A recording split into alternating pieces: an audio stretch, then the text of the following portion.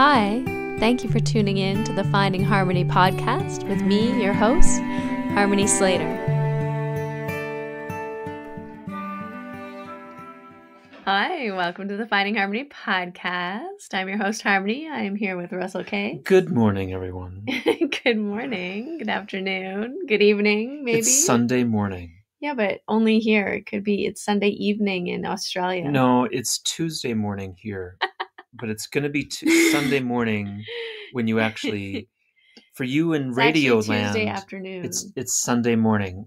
Is it the afternoon? What is time? Time is a made-up illusion. I only just woke up. Our guest today, Paloma Tamayo. Welcome to the podcast. Hi, Buenos dias. thank you. Buenos días, buenas tardes, buenas noches. Buenas tardes. ¿Cómo está usted, señorita? Or are you married yet, señora? Muy bien. Are you married? You're No, meeting I'm men? not married, Are you? señorita. Señorita. You're not married? You're not meeting any men No. to marry? Because they marry fast in New York, I heard. I heard that the single women in New York are always pushing off the marriage proposals. Well, I haven't heard about high roller. Actually, no. There's 7 women for every single man. They did a study. Really? I know, yeah, in that's New what York I City, heard yeah. concerning. It's actually true. And like all models. And still, I couldn't get a date. Like, I don't know what's so unattractive about homelessness, but like, forget it. Oh my gosh. Well, you have a lot of competition. There are a lot of homeless. It's true. And yet still they can get dates better than I could when I was in New York. Oh my God. Well, look at you now. Yeah. Homeowner. I'm a homeowner now. Being a yoga assistant in New York City was cool. I always felt like there was the possibility of a date. You know, when the women, like full grown women, they're not girls anymore. Women are leaving the shala and they're giving you little kisses on the cheek. The cute little yoga assistant, thank you very much. Here's a little kiss for you. Occasionally, you get a kiss on the lips because it's New York City. Definitely who cares? a possibility. And it's like all very exciting. But none of them are like actually like committing to me to to do a date. Now, how are you getting along? Are the men, are they, there's no men in those yoga classes though, are there? No, There's I mean, men there in are, it. but no. Yeah, there's men. You're like old men. Oh, not any interesting one for me. I need some At least not background. Yeah. I need a whole origin story, a backstory. You are now like one of the single most important yoga teachers in New York City. But when I knew you, you were just visiting from Mexico at Stanford, and like nobody knew who you were.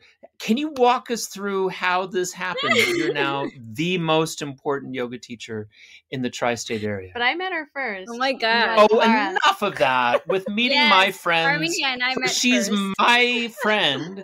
Like, oh, I know her better. She's my friend. We're better friends. Nick Evans is my friend. Well, Guadalajara in actually, 2016, right? Yeah, but now I'm not sure if Stanford workshop was. Oh, actually, maybe that. Stanford was first. Yeah, I think you're so right. I think I actually met okay, Russell there you first. go. You met Russell first. Applied for a job with me as one of my pod leaders on the tour stop with Shara, and I wasn't sure because you were awfully young, and I thought, I don't know this girl. I don't know, what is she gonna? What did you end up doing for me? Did you run T-shirts? Did you run the Pit Boss? What were you doing? I was putting like the tape for setting up the mats. Oh, yeah. I was also like giving people the waiver to sign. Okay, I was a good also job. selling T-shirts or leggings. And yeah, that's good. I'm not sure you what did else. everything. Yeah. How you have like I give people a pod and you're supposed to stay in that pod and then you guys work out the whole job yourself. I know, but for example, like the waiver is just the first day. The like layering for the mats was also one day. So I guess I did more of the selling T-shirts. And I don't know what else I did. Freelancing, just chatting around. the whole thing. Yeah. My favorite job, if I could have had my my pick, I would be out in the parking lot with Robbie Cavallero. That's like the I primo remember that. job. But I remember it was so cold. So like at least cold for me. And I was like, no, I'll do another thing. I'll do something else. Yeah.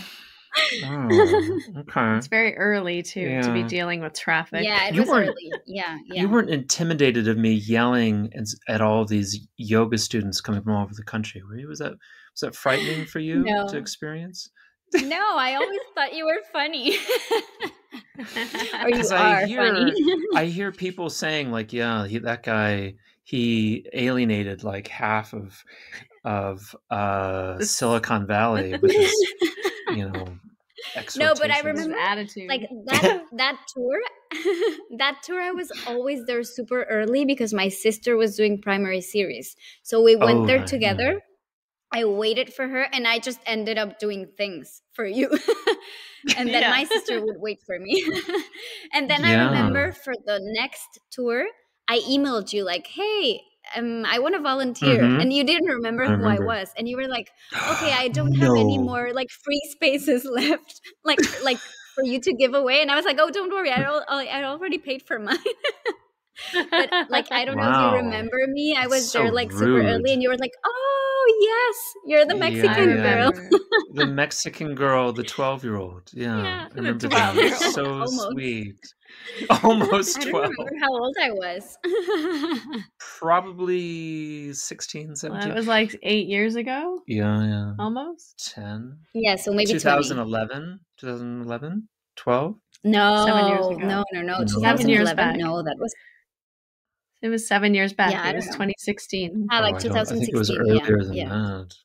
Okay. Well, so how did you come? You arose like Venus out of the water in a seashell in Mexico, and then arrived at Stanford via boat, I'm sure. Tell us how that happened. Yeah, how did you find Ashtanga yoga? Let's just dive right in. Yes. Okay, well, so my first yoga class was with my parents. They used to have a yoga class at their gym, and I wasn't part of the gym, but they like one day I was still in university and it was like a holiday or something, and they were like, "Oh, why don't you come with us to the gym?" And I was like, "Okay, great." So I don't know, I did probably like some weightlifting with them, and then it was like yoga time. Nice. So I went like to the yoga class and I really liked it, and I was like, oh, I should do this more often. But I wasn't part of the gym, so I looked for a yoga studio in Guadalajara and I found one, and it turned out to be an Ashtanga studio. So it was like purely out of luck. And I started going there like twice a week for the first year. And I actually started doing like, I was just going like to whatever like time fitted me. And I was doing like vinyasa one day, then Ashtanga the other, and like whatever class there was at the time that I could make it. And then for the next year, I was like, okay, I like Ashtanga, not vinyasa. So I'll start going to only Ashtanga. And then I started doing only Mysore.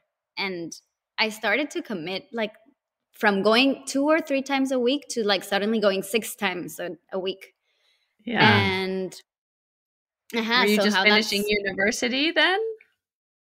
I was like on my last or like second last semester, but my schedule was pretty flexible. Like I had classes in the afternoon, so I could have like all morning to go to yoga. Oh my God. So nice. That's how I started. Okay. And so the Yoga Sutras teach us Atta Yoga Nishasanam, that at last finally here yoga is taught, which implies that it's at the end of the rope. You're at the end of the line. Everything else in your life has failed for you to achieve happiness. The cocaine, the relationships with men, your work life, everything has failed. And here finally Ashtanga yoga is revealed to you. That's basically what happened for you there in Puerto Vallarta? But how old were you? You were like 19. You were 19, right? And you had hit rock bottom. I started when I was 19. Well, not exactly. You're not just exactly on the rise at 19. I started when I was 19. I started 18, 19. Yeah, and I was definitely rock bottom. That's a different story. For me, it was just like I had the time to like commit to it. And I also like, I was in university, so I needed like some time for myself, like to leave like all of the stress from like projects, like final exams, everything. And I don't know, like I started going and it started to feel nice. I did definitely feel a difference, like in my, I don't know, maybe my attitude on the day.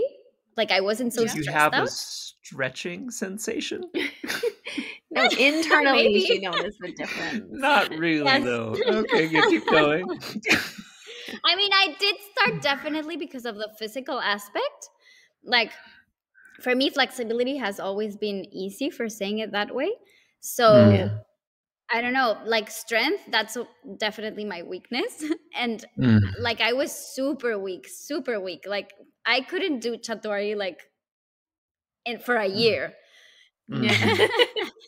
And then I started feeling like a difference in my body, like, oh wow, now I'm starting to do this better, like I can hold myself, like, oh wow, I'm getting more toned.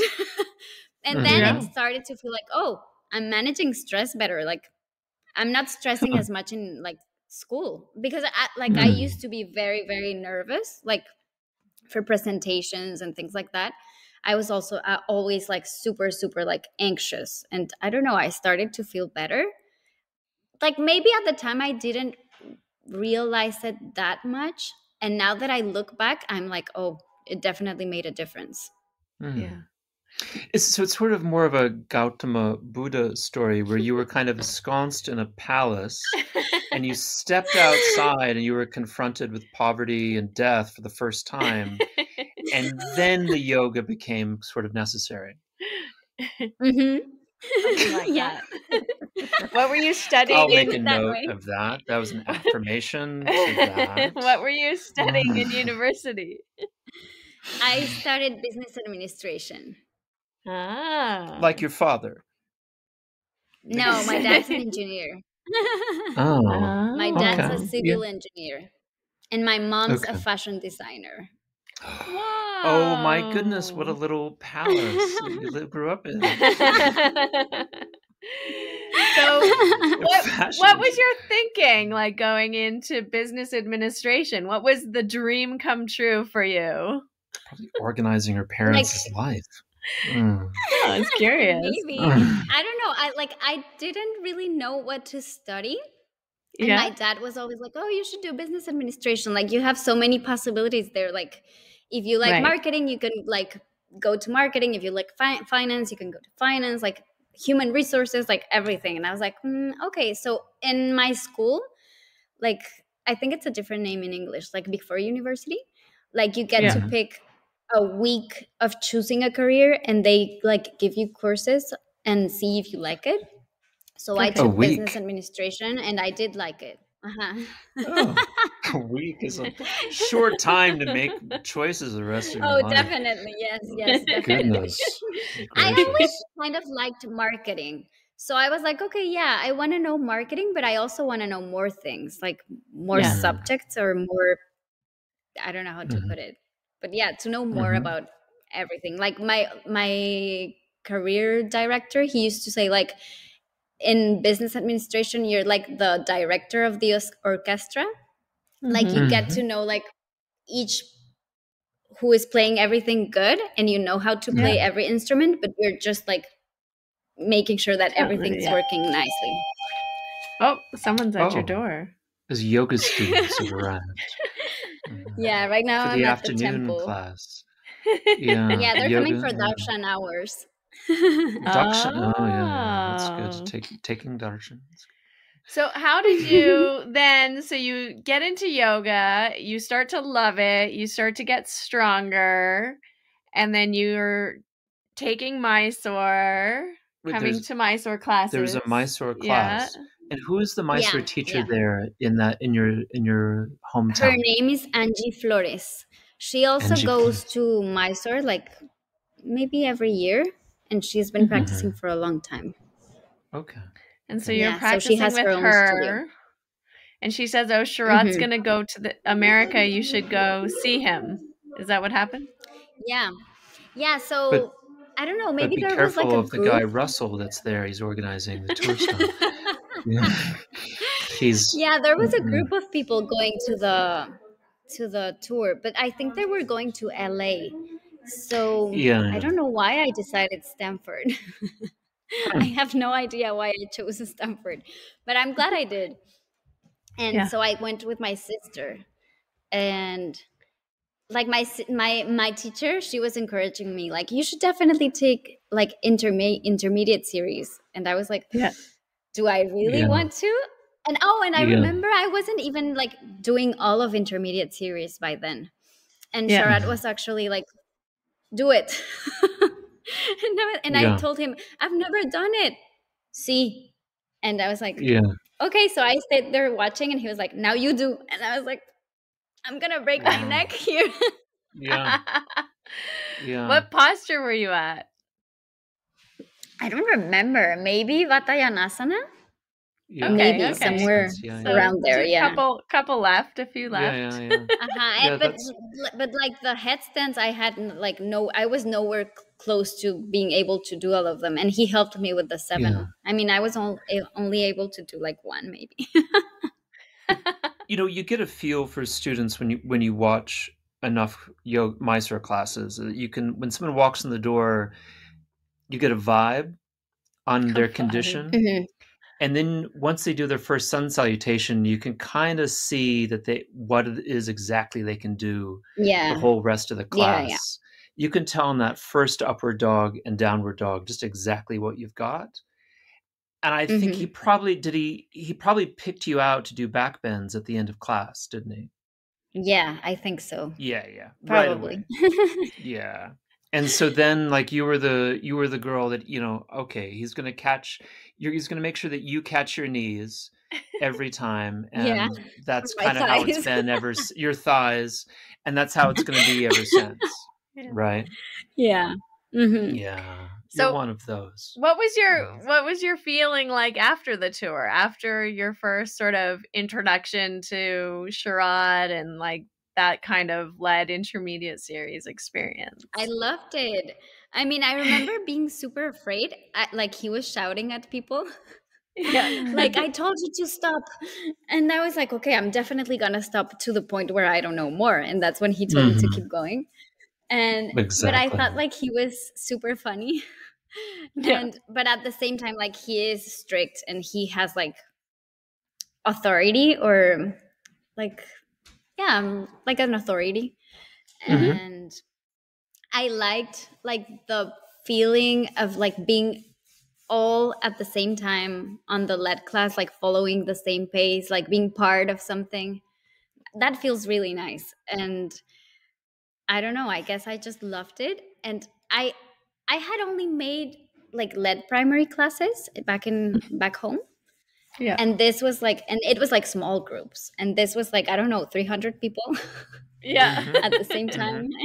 Yeah. And it feels so nice. I mean, like everyone is just on the same like mentality, on the same Yeah. channel.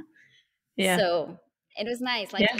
Like I that's the first time I felt like, wow, it's like a community. It's not only like you do the class and you Right. leave. It's like Yeah. there's a sense of It's a group. community, and like then listening there, like talking to each other. That was really nice. Yeah. Yeah. Yeah. It's interesting. I remember Peggy or Peg Mulqueen, whatever her name is. Yes. Peg Peg Queen. Mulqueen interviewed me after the class, and she said, I'm really astonished. Like you really look like you're having a really fun time. And I was, I kind of went with it. I was like, oh, that's amazing. I'm glad I look like I'm having a good time because I'm terrified. I'm absolutely. You were having a fun time because I was there. Well, you're a fun time. But I'm absolutely terrified of yoga. And so my outward experience may, like the affect may look like that guy is having it, like he's just taking the piss. He's just having, a ball. But inside emotionally, like I'm so concerned about if I go outside of my boundary of my range of motion, and whenever I wake up, I'm never quite sure what my range of motion is going to be that day. It Do you find that at all? Like that, from the outside looking in, I'm looking at you as like, oh, everything's quite easy for her, and this yoga practice will always be that way. But what is your internal feeling when you're doing the vinyasas, when you're in the experience? Like, what is that actually like for you? No, I actually experienced the same, but on the part of strength. Like some days, some postures happen and some others don't. And I used to be way more like, okay, I'll try again. Now I don't care. It's like, okay, it's not happening today. I won't push it. And I mean, like for what I've seen, like in a lot of people who I admire, like because they keep a stable practice and it doesn't matter if it's not like they keep on advancing on asanas, but that they keep their practice, you know? Like I've seen so many people, like especially women, like after having kids, like they take their time to recover, and I admire that. Like there's no rush. Like I prefer to have like a long time practice than just a short term one, like being able to do like circus things, but then that the practice is like down, you know? So like right now my focus is like, okay, I get to do advanced things, but if I feel weak one day, I'll just have primary, and I won't care, you know? Or like if I don't get to do one day something from like an arm balance from advanced, which are like the hardest part for me, it's like, okay, I'm not trying twice. That's just how it went. That's okay. Yeah, that's and a good like approach. here, what I see here in New York, like there are people who've been coming here for like, I don't know, 20 years, and their practice is like, they tell me like, oh my god, my practice used to be so much better, but it's fine, like I keep coming. And I admire that so much more than people who just push themselves and get injured, and it's like they're only like fighting against their own body, you know? And it's like, I want to be like that. I want to be able to have a long-term practice where I don't care if I get to do something super weird or if I get to do sun salutations when I'm old, you know? Like I want to have a sustainable practice. And that's like, I feel that's how my approach of the practice has changed during the last years, like probably the last 2 years. Yeah. What was it before, when you finish your tour and then you go back to Guadalajara, and then I met you there in this workshop, and then you were deciding to go to Mysore then, and I think you went to Mysore the next year, right? Yeah, actually, I don't know if you know this story, but I won a scholarship for going to my first time in Mysore. Right, a scholarship through that Kino, right? organized. Yeah, Oh, yeah, you won a yeah. Kino Kino, scholarship. yeah. Cool. Oh my goodness. Yeah, wow. like honestly, I think that was like, I don't know if that's the expression, like a breaking point. Like, I had just graduated. I didn't have any money to go to India. And like, because of that, like I started going to India, and then all of my savings were for going to India again, like each year. So that was like a huge part of my, like where I am right now. Like because of that first trip, that's a scholarship that she gave me. Yeah. It was like totally breaking point. Yeah. Yeah, that's amazing. Like I graduated from college December, and I went to India in January, like right after.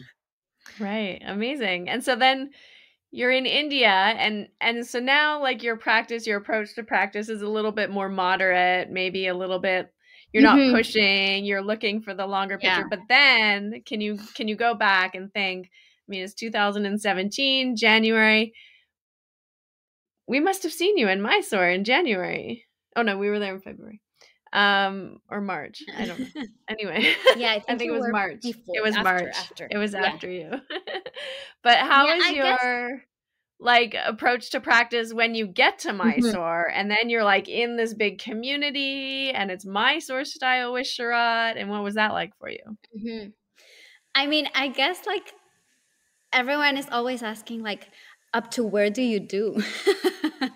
And you're like, oh, he gave me this. Oh, he gave me this now. And you're always kind of like wanting more. So that was like more of my approach. Like, I want to finish intermediate. Oh, I want to start third. And then like that. And once I finished third, I was like, okay, I don't want more. I found that too, that going to Mysore, because of the culture that was there, it was just a little competitive. That it transformed my inner experience, because I went into the room wanting something, And if I could see him in the room, then my practice, I would elevate my practice to meet him. And I had a very different experience of the practice elsewhere, like at home or just when I was coming up. I'm not there's a benefit to that ambition, is you do kind of work a little bit harder, but there's also like that there's keeps you side from effects. not being lazy, definitely, but there's definitely big side effects. Yes. What did you notice in yourself? Did you notice any side effects? My body is very flexible. Yeah. Well, yeah, I do feel that I did intermediate very fast, maybe. Yeah. And I wasn't strong enough. And I feel that my back was always like aching, not aching, but sore. Like everything was sore. And so maybe it was like, now I think about it and I'm like, I should have done less. I don't know. I personally feel that no woman should be allowed to go beyond Karndavasana. I think that's the rule. It should be a rule. Like if you can't do Karndavasana, like there's only like 10 of you who can do it. There should only be 10 women who are allowed to go beyond that pose. I gave mine back. You gave yours back. Yeah, you gave all your postures back. Yeah. I'm just teasing. But that's sometimes something that I admire from you, Harmony. Like you keep a practice. Like how long have you been practicing? I guess I started in 1998, 99. I started around there. So I don't know. What year are we at? I had already given up yoga by 98. Are you kidding? Are you kidding me? I was 25 years almost. Wow. That's something I really, really admire. That's like amazing to me. I'm at 30. Like you guys aren't gonna nobody's celebrating my 30th year here. 30 years. No, Paloma. Just harmonies. 1993. But anyway, I'm curious about this beautiful mindset that you're developing with your Ashtanga yoga practice. It seems quite there's a maturity to it. I wonder, is there something about maybe one of your parents that have a kind of approach to this it seems so patient with life, and I'm wondering if you take after one of them. Well, my dad's super patient, but like both of my parents, they're super, super disciplined. Like they're up every day at 5:30 to go to the gym every day. Wow. Like, I mean, not on weekends, but like I go with a very good example, and I don't know, I guess it's like, it's better to go slow and steady, but to be there every day. Like my parents, I don't know, my dad is a little bit lazier. Like if he feels like a sore throat, he'll be like, no, I'll stay in today. But my mom, she's like super, no, I'll go even if I just go to shower, but I don't want to lose the habit. Yeah, so wow, there's some wisdom there. Yeah, she's super, super, like her willpower is amazing. Yeah. And what about your sister? How is she, younger or older? No, she's older. She is like almost 5 years older. Yeah, she is a nutritionist. Okay. Wow. And she has a baby. Well, he's not a baby anymore, but he's always my baby. He's pretty young, though, I think. I think I've seen you play with him 5. On the Instagram. Yeah, 5. So nice. He's the best. He cried so much when I came here. Yeah. Yeah, so how did this happen? Close. How did you become Eddie's assistant / substitute / number one? The number one in New York. Yeah. Well, I met Eddie through the pandemic, like his online classes. I saw a friend that was always joining for his lead intermediate. And I was always like, oh, I'm going to join. But the fear that, no, what if he is super strict? No, I was always postponing, always. I signed up for class and I ended up canceling my subscription like half hour before class. I was like, no, I think I'm hungry. I'm going to go for breakfast. I was always so scared. And then I joined and I was like, oh, he's super nice. Like, why was I scared? And then I started joining every day. And that's when he started doing adding up postures from advanced series. Mm-hmm. And sorry, hold on.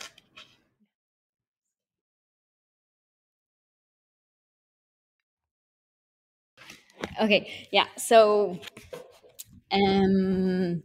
you're in the temple right now, aren't you? We get to go for a little walk. And you have to. Do you have to move now because there are people doing their darshan, taking darshan? Yeah. Yeah. Okay. You So have I'll to. just Yeah. go here. Yeah. Maybe you could go into the bathroom. Can you go into the bathroom? Yeah, that's what I'm Oh, doing. you're in a wood closet now. That's good. No, in the bathroom. Yeah. This is where you're in the bathroom now. Actually, literally on the toilet. Yeah. That's good. Yeah. Okay, I'll go in the window. Yeah. That's okay. good. Yeah. So can you open the window? Can you do that for us? No. It'll be it'll be like traffic noises. It'll add color. It'll be too much noise. But still, I don't know if I can open this window. I won't try. No, don't try. Don't fall out the window. Oh yeah, so I was saying, so Eddie was doing lead intermediate, and like after I don't know how long after he started adding like advanced series postures, like one every week or one every 2 weeks, like that, and then he made it like half intermediate, half advanced, then only advanced, then like he was changing it, and then it ended up like we finished advanced online, which was like amazing. Wow. But I'm sorry, just that he said he told us that he was trying all kinds of crazy unorthodox things in his classes. He was like jumping to the left instead of the right, like he was doing all kinds of things. But this sounds like quite an orthodox class, like just straight intermediate advanced. It was interesting. Yeah, but then and then when I started kind of like working with him was when he did a pranayama week, and he wanted me to like subtitle in Spanish his videos. So he was doing it live in the morning, and then he would send me the recording. I would translate it like subtitles and then upload it at night. So like that was for a week. And then after, he asked me if I could do the intro to Ashtanga online. And I started doing that, and it lasted for like a year. And then last year I was traveling. Like I have a friend from Vegas who has a shala, and she asked me if I could go cover for her for like a month. So I went there, and then I got asked from Spain. Go cover for her. No clubbing. Just once. I went clubbing once. Yeah. So then I went to Spain to teach as well for like 2 months, and then he was like, "Hey, why aren't you coming to New York as well? Why don't you do the intro to Ashtanga in person here?" And I was like, "Oh my god, yes, I'm totally doing it." So I came here, and I was practicing in the morning, like in the class, and then I was doing the intro to Ashtanga in the evenings. And after that, I was like, "Hey, can I assist you?" And he was like, yeah, totally. And I was like practicing, then assisting. You just went out, you just out and asked him to assist. Oh my word. So brave. So then he was kind of like teaching me his adjustments, and like then he was kind of like leaving me more there, like, "Okay, I have some work to do, you take care of the class." And I was like, "Okay." And then he was like, "Okay, do you want to come in November and cover for me, because I have a trip to, I don't know, Dubai or somewhere?" And I was like, "Of course, I want to." So I came here in November, and now again, here I am in March, and I'll stay until April, like 20th, something like that. Wow, that's amazing. So your business administrative aspirations died, and your yoga teaching aspirations flourished. Well, they haven't fully died, but right now I just started not working, but kind of like collaborating with a startup here in New York. and they are actually, yeah, I like very much their project. It's a company that does yoga therapy trainings, that it's like certified by the International Association of Yoga Therapy, and after like they have their own yoga therapists, they send them to elder care centers here in New York City. So I am right now kind of in charge of that. Like more administrative sales side, and now teaching here as well. Yeah, so I'm doing both. Amazing. So there, you found a way to combine your two interests. Yeah, and I think it's great that I found something that it's both yoga related but also administrative. Yeah. So I'm happy. Yeah. Well, definitely your dad, I think, was right in the business administration. Is going to come in handy in any field of yoga you go into as a teacher. Yeah, definitely. Yeah. So you're living this glamorous life, burning the candles at both ends there in Manhattan. I wonder, so you've just come in from clubbing at like 2 a.m. You get an hour of sleep, and then you wake up. Can you walk us through the whole day? How do you get from A to B there? Okay. Do you live there in the building? Are you sleeping there in the building when you come home from the club? Yes. No, I wake up here, but every day I try to practice before teaching, but my roommate has other plans because he's super noisy. So I don't get to sleep for enough. Like a so dog every or time, something. So every time that my alarm sounds, it's like, no, it's not happening. So I am practicing after teaching. So I teach from doors open 6:45 and people leave at 10:30. So I'm teaching at that time, and at 10:30 I'm practicing. Then I have something to eat. So hungry. Do you eat right before your practice? What do you eat? No, after. At 10:30. After her practice. No, like at 12:30 after.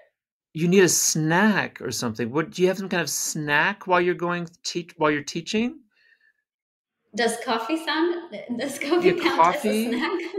Or those goju squeezies, the fruit squeezies dark chocolate? Dark chocolate coffee? Same. Well, I should try coffee and dark chocolate. Yeah, you should get some dark chocolate. That's what I used to do. So okay, I'll do that. You're drinking coffee all the way up, eliminating the whole way, all the way to 10:30, and then you're like super light but like exhausted, and then you start your practice. Yes, that's exactly it. Yeah, and then 10:30 to 12 you're practicing. Okay, and then what can you manage? Like, do you just do in the afternoon? Do you power through primary, or do you try and do a couple of advanced postures in there? I do both. Depends. Like the first week I was doing only primary because I don't know, I was super tired. And then I think this is my third week. But last week I was doing half intermediate, half advanced. Then this week I did half advanced. I haven't done full advanced. I don't think I'll do it soon. And so that's it. Today I did only intermediate. So it depends on how I feel. Yeah. Okay. And then what do you do for the rest of the day, Paloma? Before the evening. Well, I have to work festivities. Now. So you go to the startup and you work in an office. I mean, I don't have to go. No, I work from home, but I have to be doing sending emails, Excel sheets. It's so glamorous, this New York life. And so then what do you actually eat at lunch though before you start work? Do you have Petri would always go down to the Indian Quarter and get his big meal, or have a Oh no, I prefer to cook. I make myself a smoothie with banana, spinach, protein, collagen, the shake, yogurt, and I also make some scrambled eggs with spinach. And that's I see. And then like you do your emails for the afternoon, and then is it like 5:30 you go clubbing, or 5:30 is like sounds like bedtime? I wish. I know. No. And then like some of the people who work for this startup are in India, so I'm having like calls at 8:30 p.m. and I'm like so exhausted by then. No, just don't take the call. Just like turn your phone off. It's too late. Yeah, I know. I wish, but it's been good. Like I'm experiencing the other side of like more administrative things in New York, and I also have to go like to elder care centers to offer our service. So that's also something else. Yeah. And so there's no evening like Mysore class for you. You don't have to do that. No.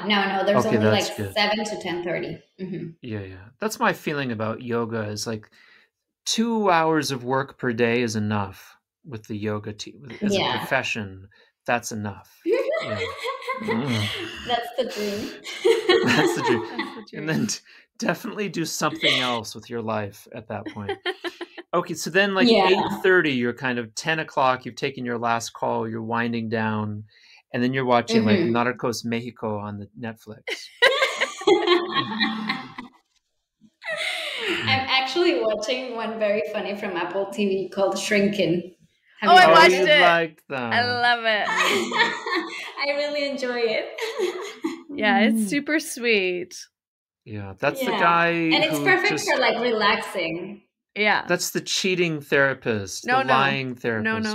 No. That's not Shrinking? That was called something else. That was another Shrinking Apple TV show. Yeah, Shrinking is like a comedy. Okay. And it's all made up. Okay. And it is. It's very relaxing. Not Will Ferrell and Paul Rudd as therapists. No, that was called The Shrink Next Door. The Shrink Next Door. Okay. Yeah. A lot of shrinks. Yeah. There's a lot of shrinks on Apple TV right now. Do you know this guy, Pedro Pascal from Chile? Do you know this man? No, it's from Colombia. No, he's from Chile. Do you know? You don't know him? Yeah, the actor. Yeah, he's like the hit right now. Of course, he's like a normal dude. You see him in New York all the time, yeah? No, what? He's not there. Should I be looking out for him? Would you like to see Pedro Pascal? You have to come to Calgary to see Pedro Pascal. Yeah, he's here all the time. We bump into him all the time. He's shooting filming. films here all the time. The Last of Us, which is about a zombie apocalypse, which is exactly what Canada is like. I haven't watched that, but everyone loves it. I just loved him in Game of Thrones. Oh yeah, very, very sexy in Game of Thrones. But he gets his head cut off. Yeah, smushed. Oh yeah, smushed. Yeah.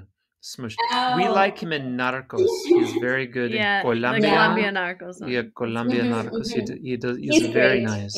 Yeah. He's always Do you like. think he'll listen to this podcast? Hola, Pedro. Yes, I'm sure he is a big fan of the Ashtanga yoga.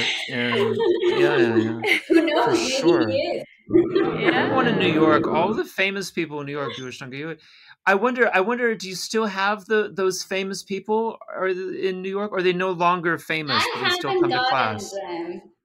I haven't gotten them, but I hope I will. I hope I'll get them.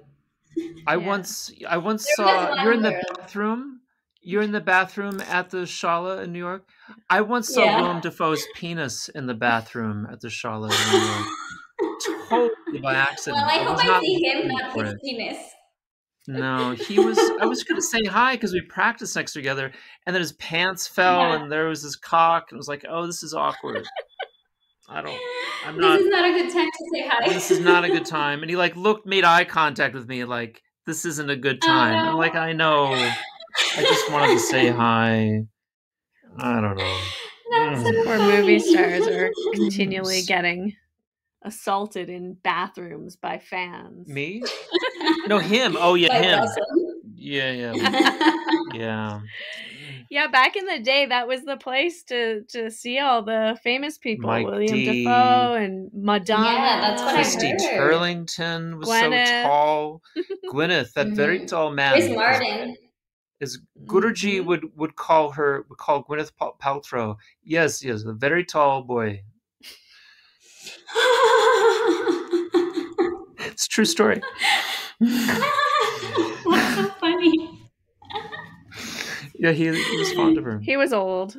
When Gwyneth Paltrow was dating Owen Wilson, she was in Austin, Texas all the time, and she would stop in at Yoga to do her Ashtanga yoga practice. And the Wilsons would come in with her. They would all do Ashtanga yoga. It was a nice scene. Austin was a hip little town at that point. I don't think any of the stars do Ashtanga yoga anymore. No, we've aged out. We aged out. No longer famous. I think Miley Cyrus used to do. Like I once saw a video of her doing it. That's I don't know right. Doing Dvipada Shasana on the Tonight Show. Yeah. Very cool. That's so funny. Yeah. I hope she'll come here. Yeah, maybe. She should practice with you two. I'm sure you're the same height. That would be...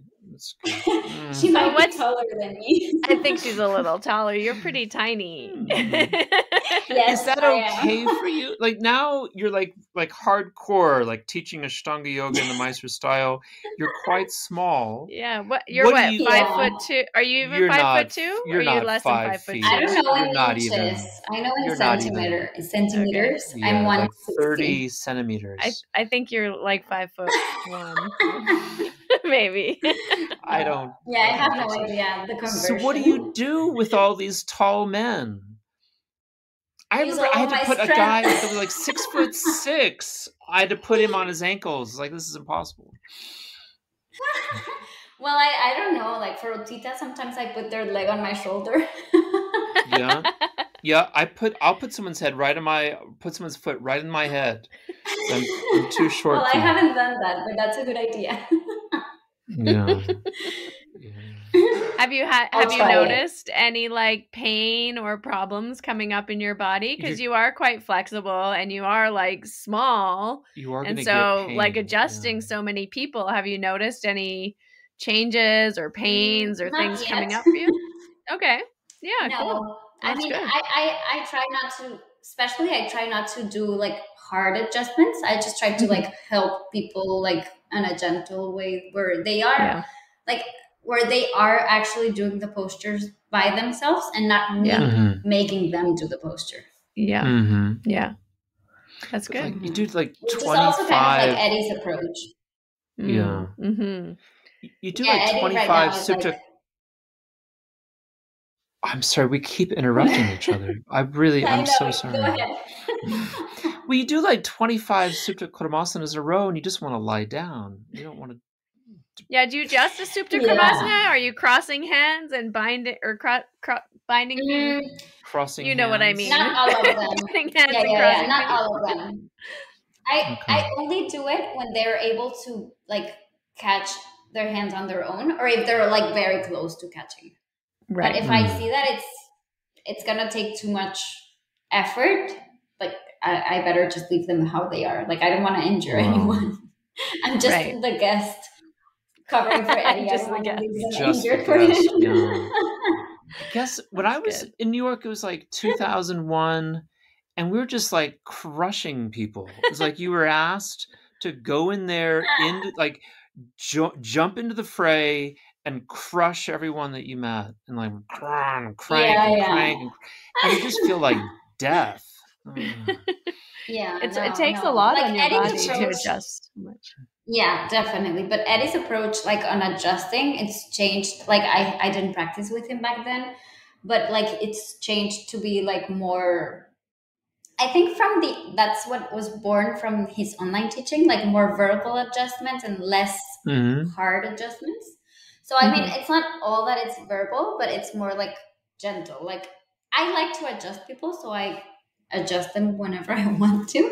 But he's like, let's just not over adjust people. And like I don't want people to be used to like doing only things when they are being adjusted. Like I want them to be able to have a practice on their own, which is pretty good, I think. Like I've been practicing on my own since like 2018, something like that. Yeah. So I'm used to not getting adjusted. So I think it's also good for people not to be like over adjusted and getting adjusted every time on the same things.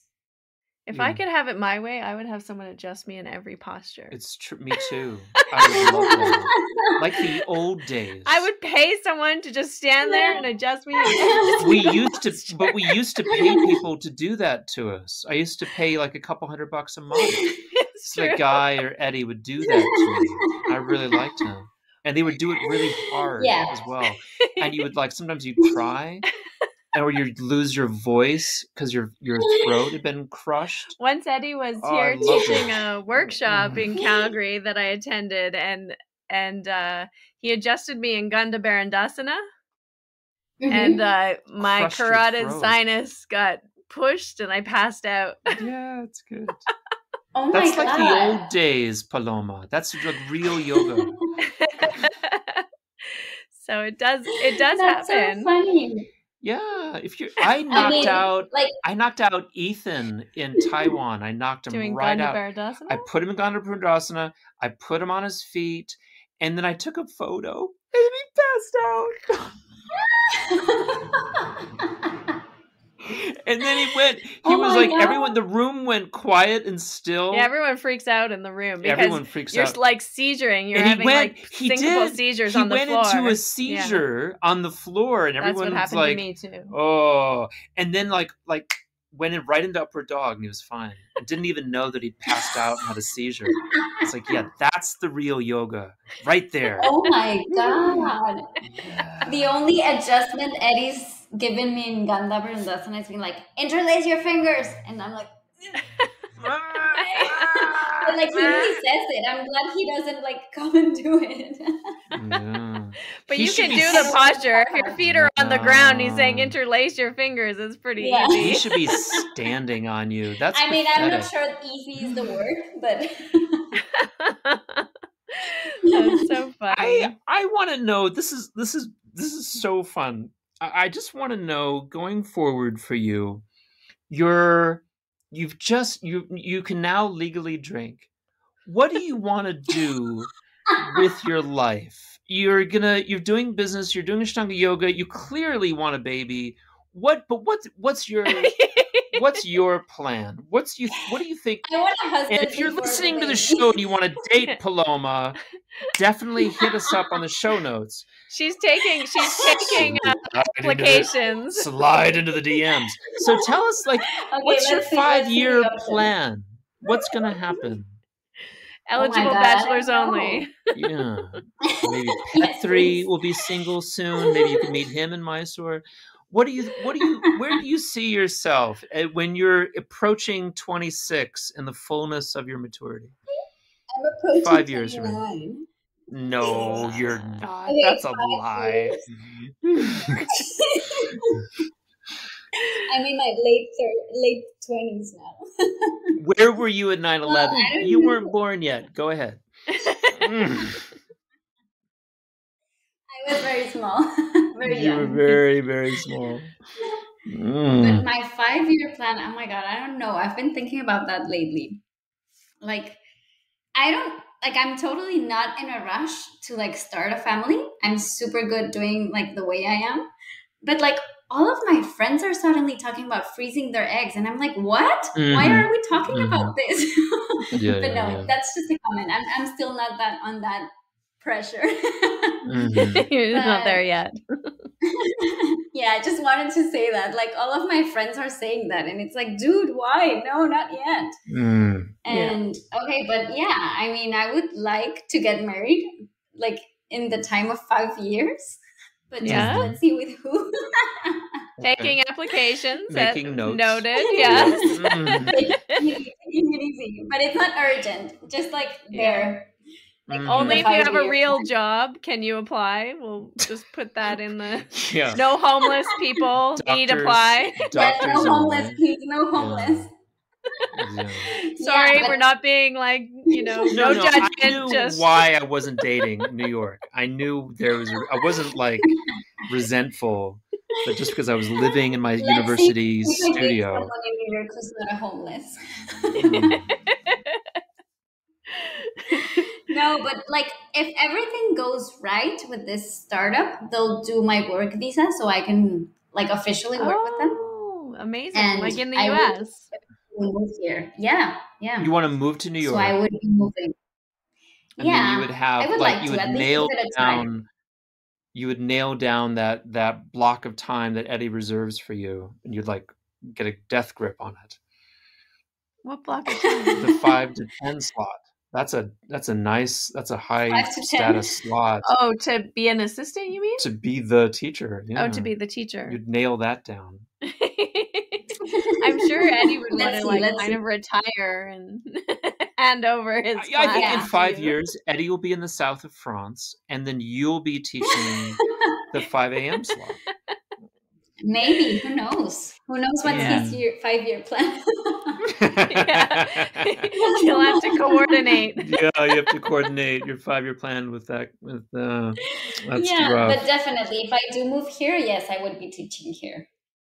That would be amazing. So, that'd be so fun. Yes, definitely. Like, I really like the idea, but I don't want to like push it. If it goes, like, if it flows, okay. If it doesn't, like, maybe not this time, maybe some other time, which is fine. Okay. Well, and you're also pretty free, so you could then travel in the U.S. and cover other people's classes or do workshops or whatever it is that. Are you getting hit up to do workshops around the world? Are you? Is that? Not so much as workshops, but like, for example, when I was in Spain, I was like for 2 months, like teaching full time for them, and I have a retreat coming up in, when is it? August. Oh, in Alachati, where you've been as well, Harmony. Yes, I'll be there in June. So everyone should go to Alachati, to Turkey. I love it. Yeah, it's so nice, right? Yeah, it is super nice.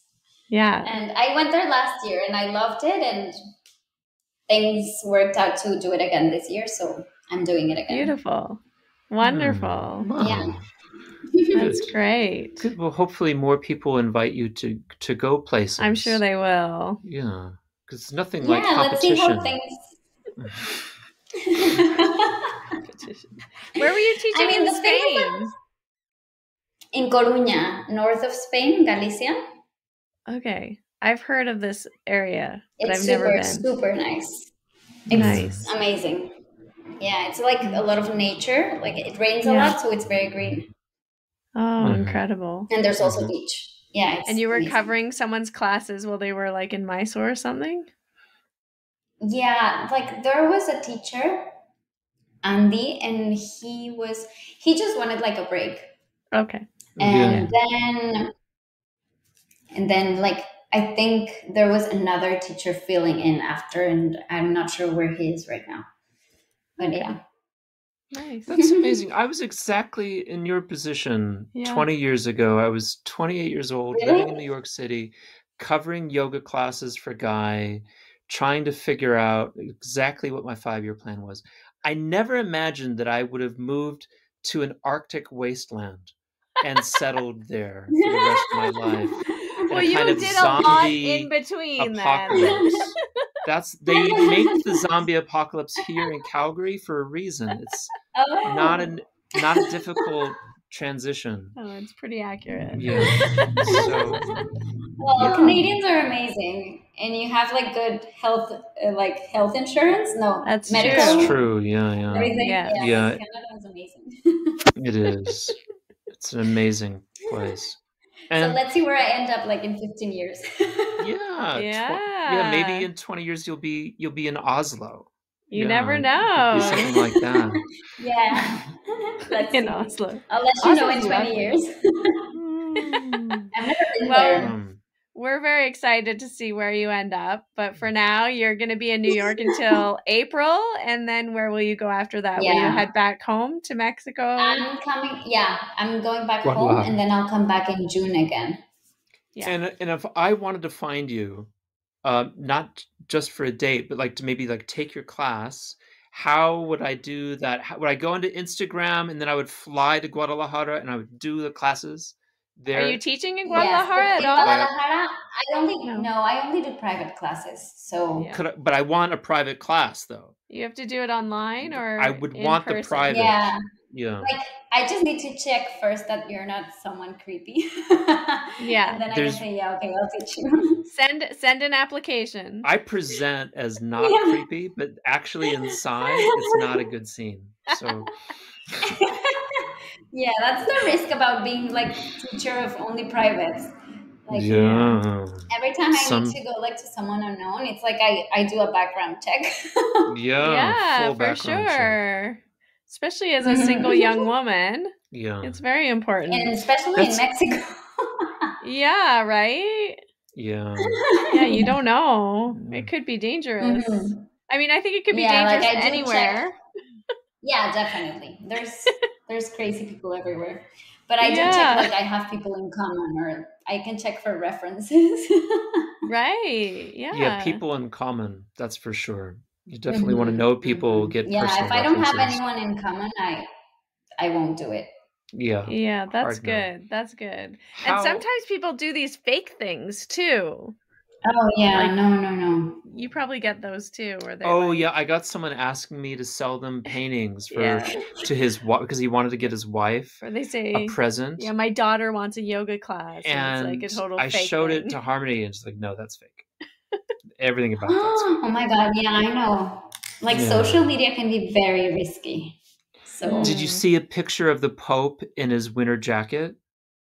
What? It's making the rounds. He's got a big white puffy jacket on. Yeah. And it's white, and it's like the Pope's winter jacket.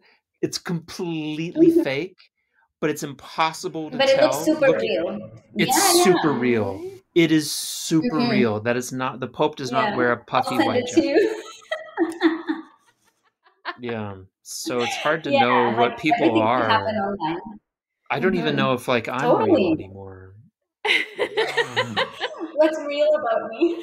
I don't know. I'm like scary. It's like I could be photoshopping all of my backbends. You never know. I'm not the Maya Kosha. I'm not the Anamaya Kosha. I'm not any of these koshas. So what's left? I don't know what I am. The Instagram Maya Kosha. I'm just an Instagram feed at that point, and consciousness. Those two things. I'm consciousness with an and what doesn't have consciousness? Even these fake AI chats, they have because everything has consciousness. Even like spoons have consciousness. So low level consciousness. Low level. So like chat AI literally has low level consciousness. So what are I don't think that I have. I'm scared, Paloma. This conversation scares me. I don't want to talk about it anymore. Well, you should be very aware of who you are. Are you going to go down and see Sleep with an eye open. Exactly. Are you going to go down and see Sharad in Miami? Are you going to go do that? I don't think so. Like I'm going back home right those days. Okay. Yeah, like I bought my ticket before knowing his date, so it will be like going back and forth for like too much going back and forth. Yeah. Okay. Yeah, and I'm coming back here in June, so it would be too much. And I want to spend time with my family too. That's right. Yeah. You've got your little nephew there, little chubby, gorgeous child. Yes. Beautiful.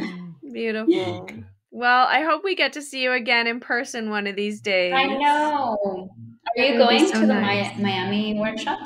No. No, we've too many dogs. We have too many dogs. The second dog was a mistake. Yeah. Also, like you, we have these other kind of short little travel trips that we're doing, and it just for us also like. We're really far from Miami, like up here in Canada. Yeah. And it costs $1,000 for us to get there per person. And we just went to Orlando to do the Galactic Star Cruiser. So like going back for yoga, it's like, oh, not on top of that. Yeah, I also thought like I'll better go to Mysore, and it'll probably cost the same for a month. Yeah, it's true. It does cost the same. I know. It literally does. Tickets are very costly sometimes. Yeah, they are. Anyway. Yeah, but he does always light up when you see him on tours. I go, yeah, oh yeah, he's nice so excited to see you. Yeah, he's always more friendly on tour than in Mysore. Yeah. Yeah, I know. I'll definitely get FOMO when I see everyone there, but it's fine. Of course. It's fine. Life goes on. That's right. Exactly. Yeah. Well, enjoy. You're having the time of your life, and I hope you have such a great time. I am. Thank you. I hope you keep having a good time. Thank you. We need to have a little less of a good time. And I hope you see Pedro Pascal. Yeah. If we see him, we'll say hi for you. Yes, please. Thanks for listening to this episode of Finding Harmony. With me, your host, Harmony Slater. You can find out more information on my website, harmonyslater.com, and I look forward to connecting with you again soon.